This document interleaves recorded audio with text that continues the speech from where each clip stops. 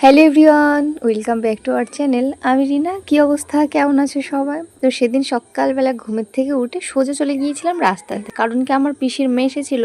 ওই আমাকে টেনে টেনে পুরো সোজা রাস্তাতে নিয়ে গেছে, আর ঘুমের ঘোরে সে কি আমার অবস্থা দেখো।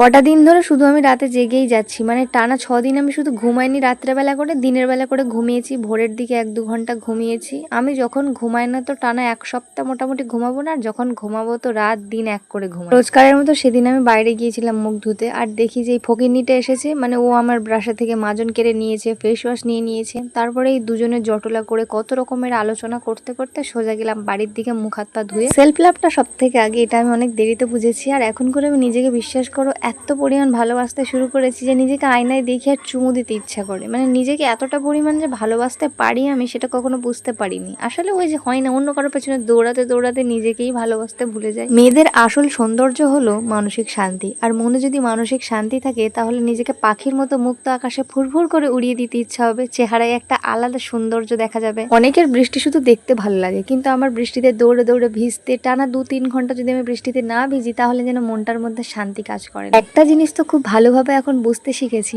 নিজেকে যদি তুমি নিজেকে ভালো না রাখতে শেখো তাহলে পৃথিবীর কেউ তোমাকে ভালো রাখতে আসবে না। নিজেকে যখন আয়নার সামনে দেখি, বিগত কয়েক মাস আগে যখন আমি আয়নার সামনে দাঁড়াতাম, রোজ কান্না করতাম, আর নিজেকে দেখে ভীষণ মায়া লাগতো। কেমন যেন রুগ্ন শুকনো রোগী হয়ে গিয়েছিলাম। যখন থেকে আমি সবকিছু মানতে শুরু করেছি যে এগুলো হবে না, এগুলো হওয়ার না, এত সহজে সবকিছু ছেড়ে দিতে তো পারিনি। অনেকবার নিজের মনকে মানাতে হয়েছে, অনেক যুদ্ধ করতে হয়েছে নিজের সাথে। সে অনেক বড় একটা গল্প, যে গল্পটা আমাকে নতুন করে বাঁচতে শিখিয়েছে। ভেঙে চুড়ে আমি নতুন করে আবার নিজেকে গুছিয়েছি। তারপরে খাওয়া দাওয়া করার পরে নিজের একটু যত্ন করে মাঠের দিকে গেছি। আর এটা ভেবো না মারপিট হচ্ছিল, ওই একটা আর কি কমেডি ভিডিও শুট করছিলাম আমরা। অনেক অপছন্দের জিনিসকে এখন আমি পছন্দ করতে শুরু করেছি। রসগোল্লা আমি আগে একদম দেখলেই দূরে পালাতাম, আর এখন সেই রসগোল্লা আমার কাছে 4-5টা খেলেও কোনো ব্যাপার না। আমার বোন, আশেপাশের কিছু মানুষজন তো আমাকে রাত দিন বলছে তুই কি সুন্দর চকচকে হয়ে গিয়েছিস। আসলে বিশ্বাস করো, আমার এই সৌন্দর্যের রহস্য একমাত্র আমি নিজে, মানে আমি নিজেকে এতটা ভালোবাসতে প্রায়োরিটি দিতে শুরু করেছি যে নিজের মানসিক শান্তি হয়ে দাঁড়িয়েছে। রোজকারের মতো সেদিনও গিয়েছিলাম কিট্টুর দোকানে। ওই দোকানে বেশ কিছুক্ষণ আড্ডা মারার পর তারপরে এই যে ভূতনিটাকে দিয়ে আসতে হয় রোজকারের মতো স্টেশনের কাছে। আবার আমাদের এখানে একটা খারাপ যেহেতু দুর্ঘটনা ঘটে গিয়েছে, তার কারণে কি মাঝে মধ্যে রাস্তায় বেরোতে এখন ভয় লাগে। তো রিয়াকে নামিয়ে দিয়ে তারপরে কিট্টু ঘুগনি কাটছিল, আর আমি খেয়েছিলাম ডিম সেদ্ধ।